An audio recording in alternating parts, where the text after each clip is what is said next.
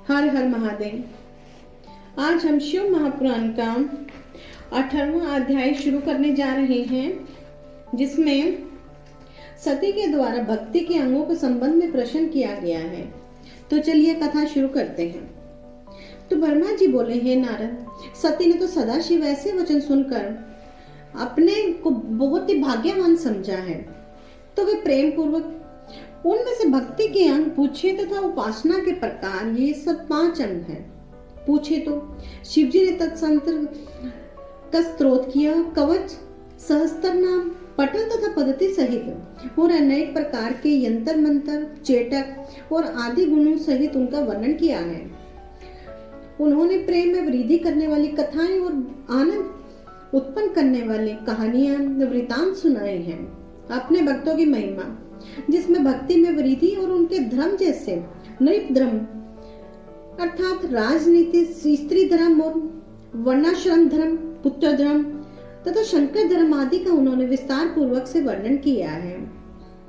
सामुदायिक शस्त्र तथा ज्योतिषी आदि शस्त्र भी सती को बताए गए। इसी प्रकार शिव तथा सती कैलाश में निवास करते रहे। बहुत वर्षों तक उन्होंने वहां पर निवास किया। इसके पश्चात सती ने अपने पिता के यज्ञ में शिव का अपमान देखकर क्रोध में होकर उन्होंने अपने शरीर को ही त्याग दिया और फिर हिमाचल के घर उत्पन्न होकर शिवजी सेवा में पहुंच गई। इतनी कथा सुनकर ब्रह्मा जी बोले, यह संपूर्ण सृष्टि के स्वामी सदाशिव ही तो हैं, जो किसी के भी शत्रु नहीं हैं। तो उनके साथ दक्ष ने ऐसा व्यवहार क्यों किया? उनकी बुद्धि ऐसे कैसे भ्रष्ट हो गई? तो शिवजी ने अपनी शक्ति को इस प्रकार त्यागा तथा सती ने शिवजी का क्या अपराध किया था कि उन्होंने अपना शरीर ही त्याग दिया?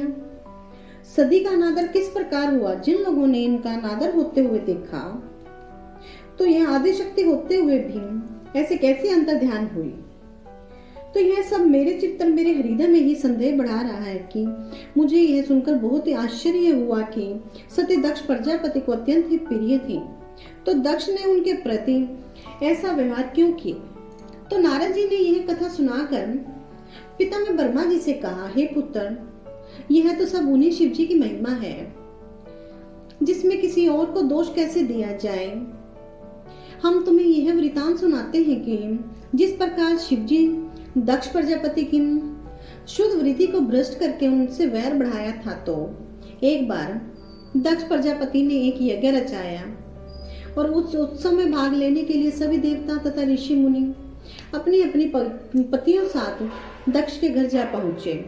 तो उन्होंने अपने सेवकों सहित यज्ञशाला में गया। मुझे देखकर सभी सदस्यों को अत्यंत प्रसन्नता प्राप्त हुई। तो कुछ देर बाद जब हम भगवान सदाशिव भी वहां पहुंचे, तो हम सब लोग उन्हें देखते ही सब लोग खड़े हो गए और हाथ जोड़कर सब जय शिव आदि का नाद गूंज उठा।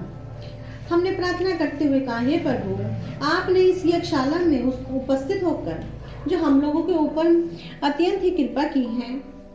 तो नारद हम लोगों द्वारा इस प्रकार की गई स्तुति को सुनकर शिवजी अत्यंत प्रसन्न हुए और उसके पश्चात उनकी आज्ञा से हम सब लोग सब अपने अपने स्थान पर बैठ गए। हम सभी सभासद अपने को परम धन्य मानकर मन ही मन प्रसन्न हो रहे थे और इसके कुछ देर बाद ही यज्ञशाला में दक्ष प्रजापति आ पहुंचे। तो उन्हें देखकर सब देवता तथा ऋषि मुनि आदि सब खड़े हो गए और दंडवत प्रणाम करने के उपरांत उनसे स्तुति की। मैं, विष्णु जी तथा शिव जी सब अपने आसन पर ज्यों के त्यों बैठे थे। यह देखकर दक्ष ने क्रोध भरी दृष्टि से देखते हुए मुझे प्रणाम किया और फिर अत्यंत अहंकार पूर्वक अपने आसन को ग्रहण किया। तो इसके पश्चात जब दक्ष ने यह देखा कि उसके जामाता शिवजी ने भी उन्हें प्रणाम नहीं किया, तो यह अत्यंत अहंकार में भरकर शिवजी के प्रति कटु शब्द कहने लगे। तो शिवजी की माया के वशीभूत होकर मृत्यु को प्राप्त होने वाला दक्ष शिवजी की ही बुराइयां कर रहा था। सभी सभासदों को संबोधित करते हुए इस प्रकार बोले, हे सभासदों, तो आप लोग मेरी यह बात को मन लगाकर सुने।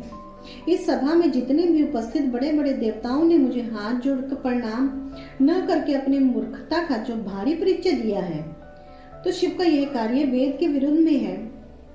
इसके माता पिता का तो कुछ पता ही नहीं, तो इसके कुलशील में संबंध में कोई कुछ नहीं जानता।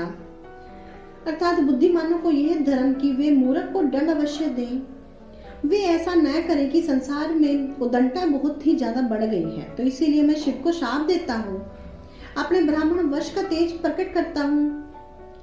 हे नारद, इतना कहकर दक्ष ने शिव जी को यह शाप दिया कि शिव, तुम मूर्खों के समान कर्म करने वाले हो, तुम्हें आज से किसी भी यज्ञ में भाग नहीं मिलेगा। दक्ष के इस शाप को सुनकर शिव जी ने कोई उत्तर नहीं दिया, वे चुपचाप वहां बैठे रहे।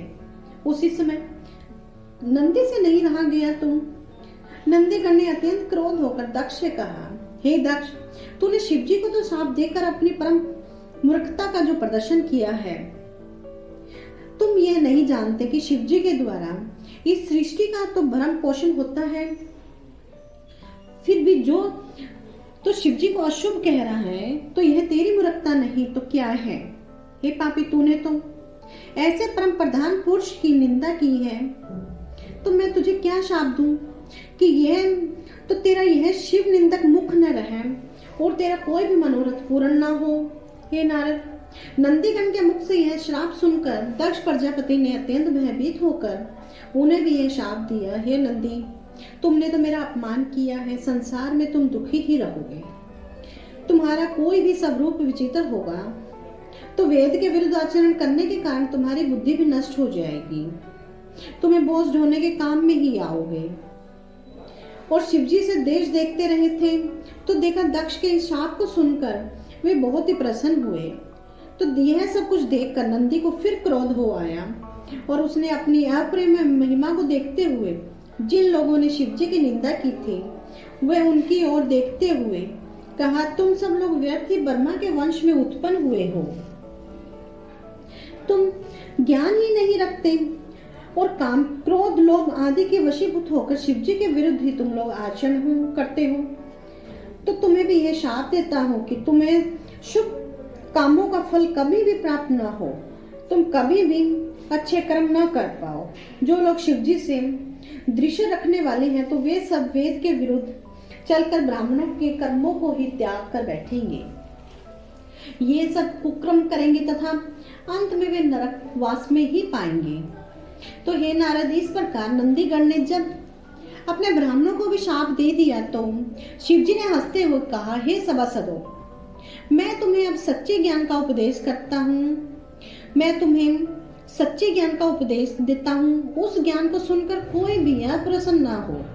तो वेद को अक्षर तथा मंत्र कहा जाता है, उसमें भी सुख को अत्यंत आनंद देने वाला कहा गया है। इसीलिए ज्ञानियों के मन सुख में लगे रहते हैं और बुद्धिमान जन जो अपने मन को सदैव अपने वश में ही करके रखते हैं। अर्थात मैं नंदी से भी यह कहता हूँ कि हे नंदी, तुम विद्वान होते हुए भी अपने हृदय में जो क्रोध को जो स्थान दे रहे हो, यह सब उचित नहीं है। दक्ष ने तो कोई शाप नहीं दिया, यह ठीक है कि उसने जानने योग्य बात को जानने में अपना मन नहीं लगाया और तो इस प्रकार सभा में मेरा अपमान कर अपने ज्ञान को प्रदर्शित किया है। तुम्हें यह जान लेना चाहिए कि जगत के संपूर्ण कर्मों को करने वाला तो हम ही हैं, हमारी इच्छा और हम ही इसके भीतर बाहर सब स्थानों पर निवास करते हैं। तो हम शुद्ध और अशुद्ध, भूत, प्रेत, देवता आदि तीनों लोकों के प्राणियों को ही उत्पन्न करने वाले हैं।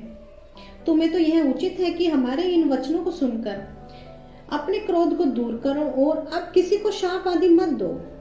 हे नारद, शिवजी ने यह सुनकर नंदीगण ने अपना क्रोध तो शांत कर लिया और इसके पश्चात शिवजी कैलाश पर्वत को चले गए। दक्ष प्रजापति ने भी उसी क्रोध से भरा हुआ अपने घर चला गया। तो उसी दिन यह सदैव शिवजी की निंदा करने लगा। यदि वह किसी भी शिव भक्त को देख लेता था तो उसे बहुत ही क्रोध आ जाता था। तो शिवजी की माया ऐसी अपरंपार है कि कब किससे क्या करा बैठे इसका कोई पता नहीं चलता। तो यह कथा यहीं पर समाप्त होती है। हर हर महादेव। ओम नमः शिवाय। ओम